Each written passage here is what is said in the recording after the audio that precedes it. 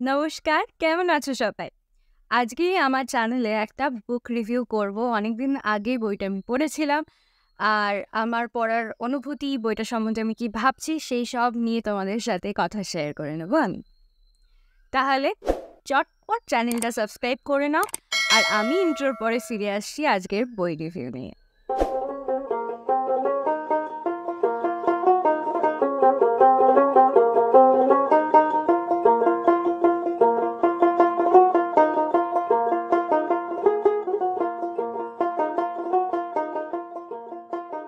আজকে আমি কথা বলবো সমরেশ বসুর লেখা শ্রীমতী কাফে এই বইটা নিয়ে। এই যে এডিশনটা তুমি আমার হাতে দেখতে পাচ্ছ, এই এডিশনটা হচ্ছে মৌসুমী প্রকাশনী থেকে কেনা এবং এটার মুদ্রিত মূল্য হচ্ছে 200 টাকা। তো কেউ যদি কিনতে চাও তাহলে প্লিজ নোট ডাউন করে রেখো যে মৌসুমী প্রকাশনী থেকে আমি বইটা পেয়েছি এবং এর দাম 200 টাকা। আর যদি কেউ সমগ্রর মধ্যে পড়তে চাও তাহলে সমরেশ বসু রচনাবলী আনন্দ থেকে বেরিয়েছে। অত্যন্ত বড় সড়ো মোটা সোটা একটা বই, দামটাও অনেক বেশি। সেই বইটার মধ্যে এই উপন্যাসটা রয়েছে এবং তার সাথেও আরও অনেক উপন্যাস এবং গল্প রয়েছে। তো কেউ যদি সমগ্র থেকে পড়তে চাও সেখানেও পড়তে পারো, আর কেউ যদি শুধু এই উপন্যাসটা পড়তে চাও এই এডিশনটা নিয়েও। চলে আসি বইটা বিষয়বস্তু নিয়ে। কিন্তু বইটা নিয়ে কথা বলার আগে আমি একটু সমরেশ বসুকে নিয়ে কথা বলতে চাই। লেখক হিসেবে সমরেশ বসু যতটা ব্যতিক্রমী ছিলেন, মানুষ হিসেবেও কিন্তু তিনি ততটাই খামখেয়ালি এবং ব্যতিক্রমী ছিলেন। কখনোই কোনো বাঁধা ধরা নিয়মের জীবনে তিনি বিশ্বাসী ছিলেন না। প্রথাগত শিক্ষা ব্যবস্থাতেও তার কোনো ভক্তি ছিল না। সমরেশ বসু আঁকতে ভালোবাসতেন এবং তার জীবনটা কিন্তু একটা রোম্যান্সের থেকে কম কিছু নয়। কম বয়সে তিনি তার জীবনসঙ্গী হিসেবে বেছে নিয়েছিলেন তার সহধর্মিণীকে, এবং যিনি আসলে আগে বিবাহিতা ছিলেন এবং তার স্বামী চলে গেছিল তাকে ছেড়ে। নিজের জীবনসঙ্গিনী বাছার ক্ষেত্রে এরকম দুঃসাহসী কাজ করেছিলেন সমরেশ বসু, কোনো রকমের সমালোচনা এবং পারিপার্শ্বিকের তির্যক মন্তব্যকে একদম উপেক্ষা করে। এরকম একজন মানুষের কলম থেকে যে বৈপ্লবিক লেখা বেরোবে সেটাই স্বাভাবিক, তাই না? সমরেশ বসুর প্রত্যেকটি লেখায় কিন্তু কোনো না কোনোভাবে রাজনৈতিক। বেশিরভাগ লেখার মধ্যে আমরা দেখতে পাই যে তার যে নিজস্ব রাজনৈতিক আদর্শ তার ছাপ রয়েছে। তার রাজনৈতিক মতাদর্শ বিভিন্নভাবে তার কলমে বারংবার ফুটে উঠেছে এবং তার মধ্যে সবচেয়ে উৎকৃষ্ট নিদর্শন হচ্ছে কিন্তু শ্রীমতী কাফে। এত সুন্দর একটা লেখা, এমন একটা ক্লাসিক যার জগতে কিন্তু হারিয়ে যাওয়া যায়, এমন একটা ক্লাসিক যেটা আমি বাস্তবে কোথায় আছি সেইটাই আমাকে ভুলিয়ে দেয় এবং আমাকে সোজা নিয়ে যায় স্বাধীনতার পূর্ববর্তী 3 দশক আগের গল্পে। শ্রীমতী ক্যাফে যে সময়কালটাকে ধরে, তখনও ভারতবর্ষ স্বাধীনতা লাভ করেনি। ব্রিটিশ শাসনের শেষ 30 বছর প্রচণ্ড ডামাডোলের মধ্যে যাচ্ছে। কংগ্রেসের নরমপন্থী চরমপন্থী দুটো দলে বিভক্ত হয়ে গেছে।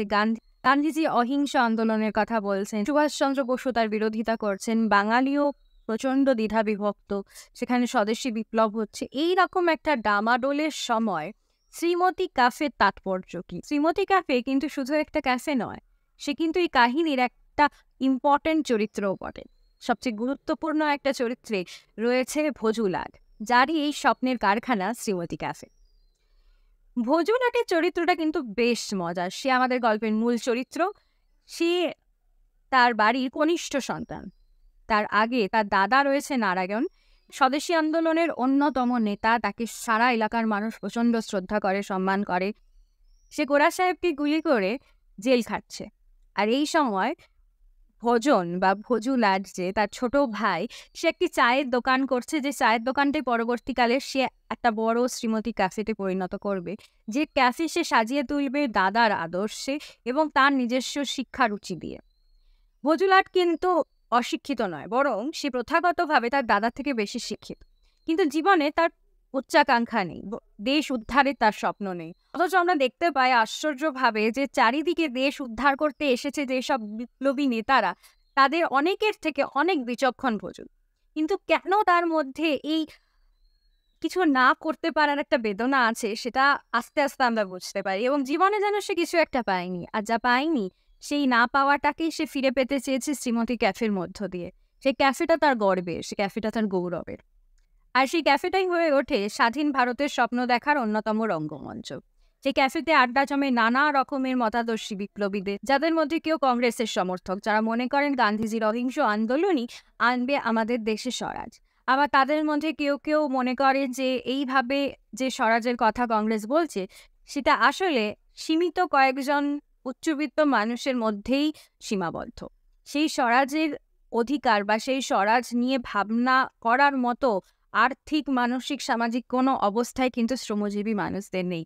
সেখানেই আসছে কার্ল মার্কসের থিওরি, সেখানেই আসছে সোশ্যালিজমের কনসেপ্ট, এবং সেখানেই কার্ল মার্কসের থিওরি নিয়ে তাতে উদ্বুদ্ধ হয়ে কিছু ছাত্ররা ভাবছে, কিছু যুবকরা ভাবছে যে কিভাবে সর্বসাধারণের স্বাধীনতার কথা ভাবা যায়, সব রকমের মানুষের স্বাধীনতার কথা বলা যায়। এই বইটা এমন একটা সময় লেখা যেখানে সবাই কিন্তু প্রচণ্ডভাবে অ্যাওয়্যার যে স্বাধীনতা সংগ্রাম চলছে, যে যার নিজের মতো ভাবে সে স্বাধীনতা সংগ্রামে যোগ দিতে চাইছে। এমন একটা সময়কে শ্রীমতী ক্যাফে লিপিবদ্ধ করে যে সময় কিন্তু ভারতবর্ষ তখনও অস্পৃশ্যতার অভিশাপ থেকে বেরিয়ে আসতে পারেনি। সেখানে তখনও কাস্ট সিস্টেম রয়েছে, সেখানে তখনও প্রত্যেকটা মানুষের অর্থনৈতিক অবস্থার মধ্যে অনেক ফারাক। যারা শ্রমজীবী মানুষ তারা ঠিক করে দুবেলা খেতে পাচ্ছে না, এবং এই যে সব রকমের মানুষদের এক ধরনের বিপ্লবের অংশ করা যায় কি, এইটাই প্রশ্ন তোলে ভজুলাট এবং দ্য শ্রীমতী ক্যাফে। এবং শ্রীমতী ক্যাফে একটা জায়গা করে দেয় সেই আলোচনা করা, যেটা হয়তো অন্য সময় সম্ভব ছিল না, অন্য কোনো জায়গায় সেই সম্ভাবনা ছিল না।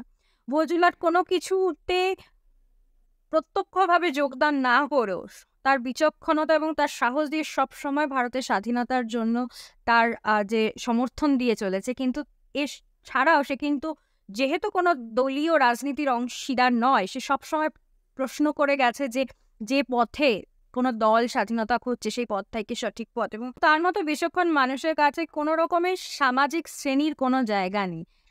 তার সঙ্গে বসে কারখানার বাঙালি আর ভুনু গারোয়ান কিন্তু রাত্রিবেলা মদ খেতে পারে, তার সঙ্গে বসে নেশায় ডুবে গিয়ে মানুষ কিন্তু স্বাধীনতার কথা বলতে পারে। আর এই স্বাধীনতাই কিন্তু মোটিভ হয়ে গেছে এই বইটার মধ্যে। শুধুমাত্র দেশের স্বাধীনতা না, আমরা মানুষ হিসেবে কি করে আমাদের অবস্থা থেকে নিজেকে স্বাধীন করব, কি করে আমাদের শৃঙ্খল থেকে নিজেকে স্বাধীন করব, সেই রকমের দার্শনিক প্রশ্নও কিন্তু তোলে ভজু। সবসময় সে খুঁজে চলে একটা না পাওয়াকে, এবং সেই না পাওয়াটার কিছুতেই সে কিন্তু হদিশ পায় না। এবং এত কষ্ট কিছু জায়গায় হবে তার জন্য যে একটা সময় যে বাবাকে সে ঘৃণা করত তার মদ্যপানের জন্য, সেই মানুষটারই মতো সে হয়ে যাবে, এবং নিজে কিসের যন্ত্রণায়, কিসের কষ্টে শুধু নিজেকে নেশায় ডুবিয়ে রাখবে তা আমরা জানি না। এখানে এমন এমন কিছু চরিত্র আছে যাদের জন্য সত্যি আমাদের খুব খুব কষ্ট লাগে, এবং এদের মধ্যে অনেকেই আছে যারা নিজের দিক থেকে সমস্তটুকু করতে চেষ্টা করেছে দেশের জন্য, কিন্তু পুরোপুরিভাবে তাদের চেষ্টা ভেঙে গেছে, কারণ কিছু শূন্যস্থান আছে যেগুলো আমরা কিছুতেই ভর্তি করতে পারি না।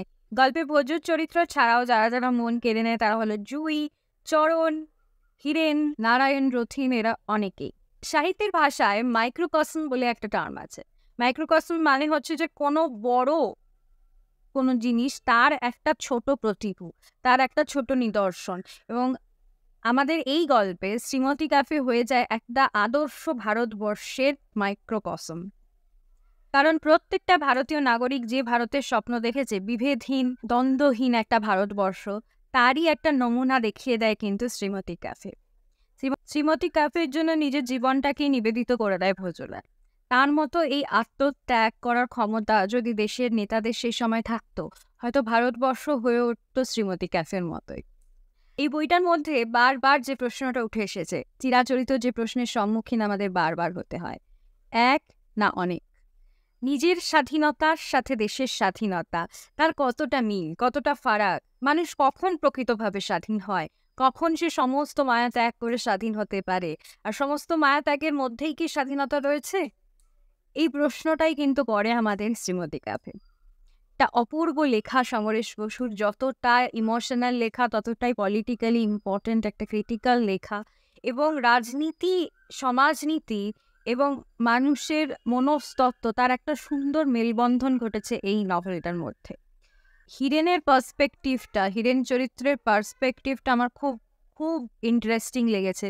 সে রামা বলে একটি মেয়ের প্রতি আকৃষ্ট হয়, এবং রামা আসলে একজন সাফাই কর্মী, এবং সে যে জায়গা থেকে আসছে এবং সেই মেয়েটি যে পরিবেশে মানুষ, সেই কথাটাকে সম্পূর্ণভাবে কিন্তু ভুলে যাচ্ছে হিরেন, এবং সে চেষ্টা করছে তাকে গান্ধীজির আদর্শে তার মতে শুদ্ধ করে তুলতে এবং তার মতে শিক্ষিত করে তুলতে, একজন আদর্শ মানুষ তৈরি করে তুলতে। কিন্তু যেখানে হিরেন ভুলে যাচ্ছে যে রামার জীবনটা কিরকম, রামার যে অর্থনৈতিক অবস্থার মধ্যে আছে সেটা কিরকম, এবং তার প্রকৃত উন্নতি শুধুমাত্র তাকে মাজা ঘষা করে তাকে পবিত্র বানিয়ে সম্ভব না, তার জন্য দেশের অবস্থাকে পরিবর্তন করা দরকার। এবং যেটা হিরেনের চোখে অশুদ্ধ, যে আনন্দ করা, নাচ গান করা, সেটা কিন্তু রামার আইডেন্টিটির পার্ট। হিরেন তার সভ্য নজর দিয়ে এবং সে তার তথাকথিত শিক্ষিত যে একটা চোখ দিয়ে এই সমস্ত মানুষদের দিকে তাকাচ্ছে, রামার মতো মানুষদের দিকে তাকাচ্ছে, যে শ্রমজীবী মানুষগুলো আনন্দের জন্য, উৎসবের জন্য যে নাচ গান নেশা করছে, সেই সমস্তগুলোকে সে একটা বিকৃতি, অসভ্যতা তার মতো করে দেখছে। কিন্তু সেগুলো যে তাদের আইডেন্টিটির পার্ট, সেগুলো যে তাদের পরিচয়, সেই উল্লাস, সেই আনন্দ, সেই নেশা, সেই উৎসব কেন আছে? কারণ জীবন তাদেরকে সমস্ত রকমের কঠোরতার সম্মুখীন করেছে, এইটুকুই আনন্দ তাদের কাছে আছে, এবং সেই আনন্দ তাদের বাঁধনহীন, এবং সেই আনন্দটাকে তার আইডেন্টিটি থেকে আলাদা করে দেখতে চায় হিরেন। এবং এরকম অসংখ্য কনফ্লিক্ট রয়েছে ক্যারেক্টারগুলোর মধ্যে, যেখানে আমরা বারবার এই প্রশ্নটাই দেখি সমরেশ বসুর কাছ থেকে আসে লেখক হিসেবে, যে স্বাধীন মানুষকে করতে গেলে বা স্বাধীন দেশকে করতে গেলে অনেক রকমের পরিবর্তনের প্রয়োজন, এবং সেই পরিবর্তনগুলো অনেকটাই কিন্তু আমাদের মানসিকতার, আমাদের ইচ্ছার, এবং সেই পরিবর্তনগুলো আমরা কতটা করতে চাই এবং সেটা নিয়ে কতটা ভাবতে ইচ্ছুক সেটাও কিন্তু আমাদের ভেবে দেখতে হবে। ভীষণই একটা থটফুল লেখা, এবং যারাই প্রথম ক্লাসিক পড়বে বলে, আমি তাদেরকে সবসময় সমরেশ বসুর লেখা সাজেস্ট করি, কারণ সমরেশ বসুর লেখার শৈলী, লেখার স্টাইল ভীষণই অ্যাক্সেসেবল। আবার অন্যদিকে যে বিষয়গুলো নিয়ে তিনি কথা বলেন, বিশেষ করে তার লেখার মধ্যে সব সময় একটা পলিটিক্যাল অ্যাওয়ারনেস থাকে, সেই পলিটিক্যাল অ্যাওয়ারনেসটা কিন্তু আপনাকেও ভাবাবে। এবং এই লেখাগুলো তখন যত প্রাসঙ্গিক ছিল, এখনও কিন্তু তার থেকে কোনো অংশে কম প্রাসঙ্গিক নেই। যে সমস্যাগুলোকে তিনি অ্যাড্রেস করেছিলেন স্বাধীনতার আগে, আজকে এত বছর পরেও স্বাধীনতার, আমরা কিন্তু সেই সমস্যাগুলোর সঙ্গে প্রতিনিয়ত সম্মুখীন হই নাগরিক হিসেবে, প্রতিনিয়ত সম্মুখীন হই সেই ধরনের সিস্টেম, ক্লাস, অপারেশন এবং কাস্ট সিস্টেমের যে অন্ধকার দিকের সাথে। খুব একটা কিন্তু আমরা বদলাইনি, আমরা বদলাচ্ছি, কিন্তু এখনো অনেক বদল বাকি। এবং সেই দিন বদলের স্বপ্ন যেরকম ভজুলার দেখেছিল, সেটা কিন্তু আকাশ কুসুম স্বপ্ন না, তার মধ্যে কিন্তু একটা ভিশন ছিল, তার মধ্যে একটা অদ্ভুত সাহসের অভাবও বলবো ছিল, যে সে কখনো দেখতে পারেনি যে সে কিছু মহান করতে পারে। সে সবসময় নিজেকে ভেবেছে যে সে খুব স্বার্থপর মানুষ, কিন্তু প্রকৃতপক্ষে সে সেরকম মানুষ নয়, কিন্তু কোথাও গিয়ে তাকে কিছু একটা আটকে রেখেছিল। এবং এই অনুভূতিটার সঙ্গে আমার মনে হয় অনেক পাঠকই রিলেট করতে পারবে, যে কখনো কখনো আমরা খামখেয়ালে মনে করি যে আমরা হয়তো এমন কিছু করতে পারি যা দেশ বদলে দেবে, দুনিয়া বদলে দেবে, কিন্তু তারপরে আমরা আমাদের সীমাবদ্ধতায় আবার নেমে আসি, তারপরে আমরা ভাবতে থাকি যে আমার কতটুকুই বা ক্ষমতা।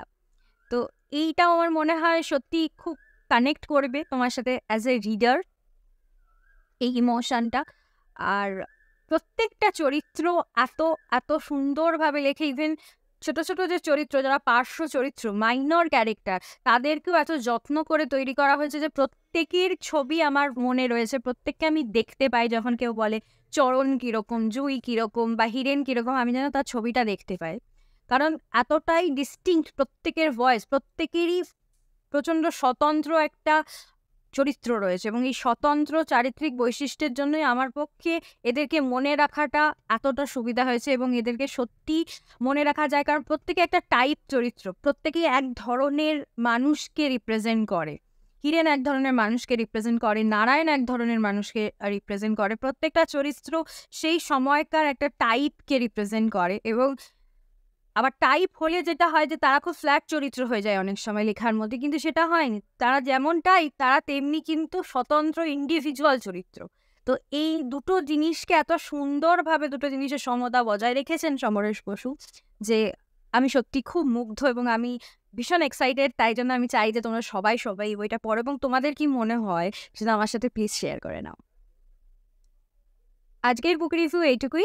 সামনের রবিবার আমি আসবো, তোমরা একটা পোলে উত্তর দিয়েছো যে তোমরা আমার ফেব্রুয়ারিতে পড়া বই দেখতে চাও, তো সেই ভিডিওটাই আগামীতে আসছে। যদিও আমি বলে রাখি যে ফেব্রুয়ারিতে আমি বই মানে পুরো সম্পূর্ণ বই রূপে কম পড়েছি, লেখা আমি বেশি পড়েছি। মানে আমি নন ফিকশন পড়েছি, আমি শর্ট স্টোরিজ পড়েছি, আমি বিক্ষিপ্ত জায়গা থেকে লেখা পড়েছি, কিন্তু পুরোপুরিভাবে বই কম পড়া হয়েছে। তাই আমি যেটা করব, জানুয়ারি মাসের পড়া কিছু বই নিয়েও আমি ফেব্রুয়ারি মাসে পড়া বইটার মধ্যে ইনক্লুড করে আলোচনা করব। তো সেটা অবশ্যই দেখো।